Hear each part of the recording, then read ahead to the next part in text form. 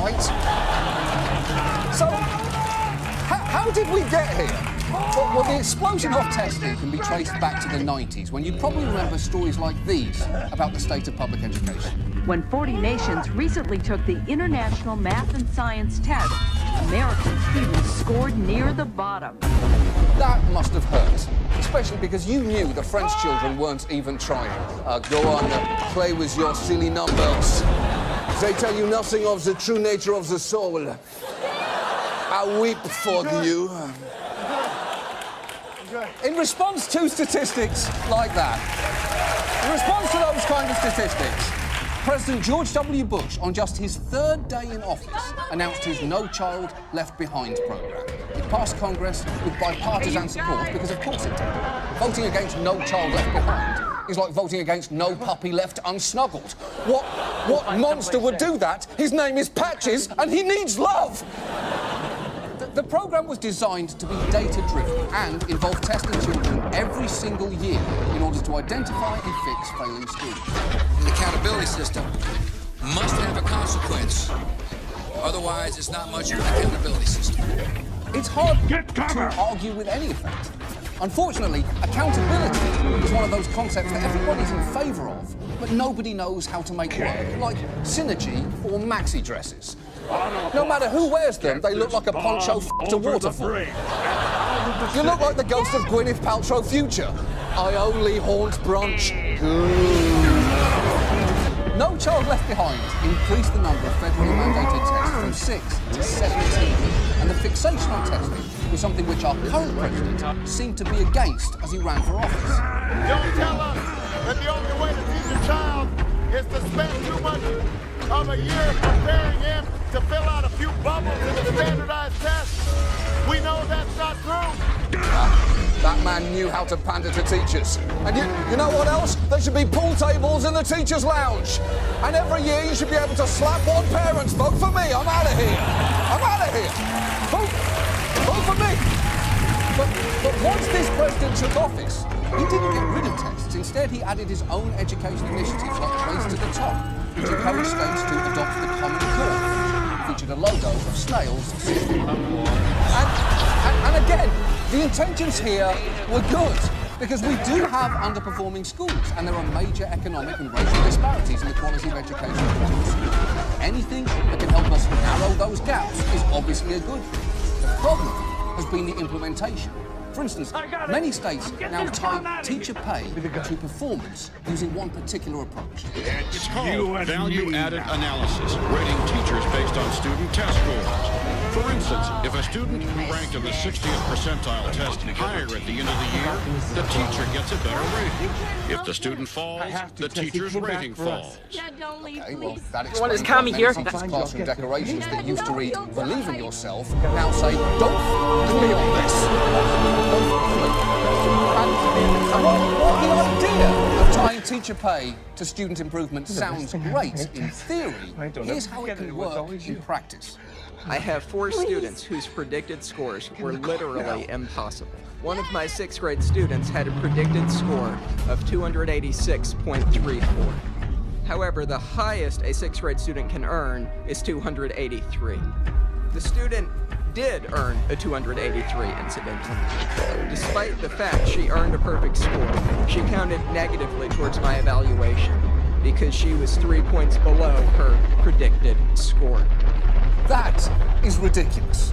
The only way she could have hit her predicted score is if she answered everything right, wrote a few extra questions of her own, got those right, and then stapled them to the test. That teacher lives in Florida, which uses this formula to assess teachers. A formula which looks like the kind of thing that aliens carve into an anti-Semite conflict.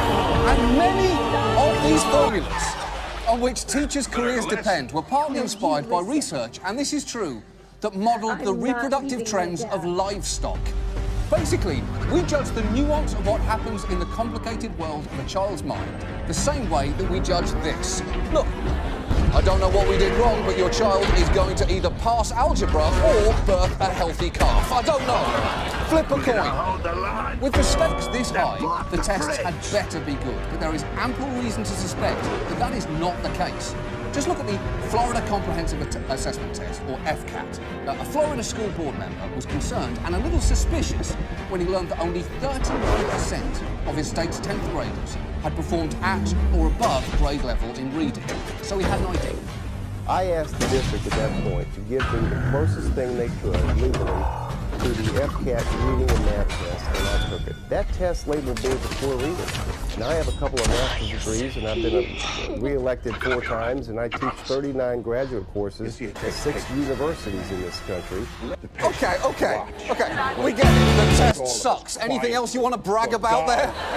I also know how to play Mary and the Little Lamb on the recorder, and guess who can do 16 non-consecutive push-ups? This fucking guy. But look, he does have a point. He does have a point. If a test fails to reflect ability, there are human consequences. Because one shy Florida 8th grader who had a near-perfect score in her advanced language arts class was asked to leave Florida due to her inexplicably low scores on the FCAT. And last fall, she told a school board meeting exactly how that felt. Every year I do good in school, but I get low test scores on the FCAT. This is unfair, and I don't want to lose my opportunity to take my advanced class or get better because of one test. You bring shame upon us all. I take back everything I said about wanting to take a standardised test. In fact, you know what? Bring up the monkey! Bring up the monkey! No! Turn off his music! Turn off it! Do not applaud him! What the f*** is wrong with you? What is wrong with you? You made that little girl cry! Think about what you've done! Go! No!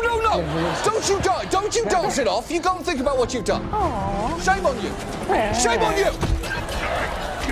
Look, at this point, you have to ask yourself if standardised tests are bad for teachers and bad for kids, who exactly are they good for? Well, it turns out they're operated by companies like all these, and let's just focus on the largest one, Pearson. As of 2012, they had nearly 40% of the testing market, or almost triple their nearest competitor. And if you've never heard of them, then congratulations. But just mention their name to any parent or teacher in a state they operate in, and you see what happens. Because Pearson are the educational equivalent of Time Warner Cable.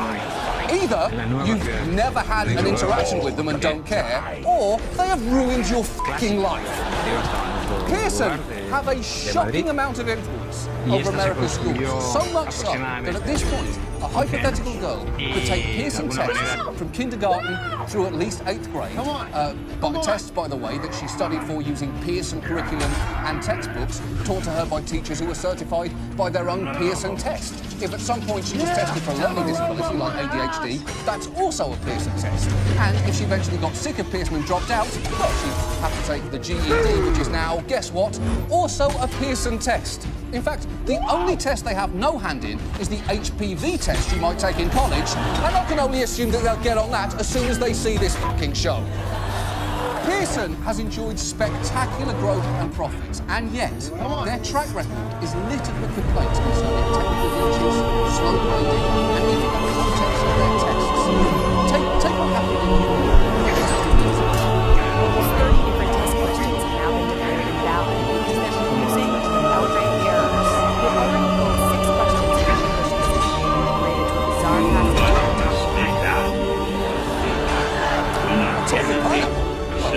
At the risk of sounding like a DreamWorks executive talking to a CGI animator, about this talking pineapple. Students had to answer questions about the story, which they say goes like this.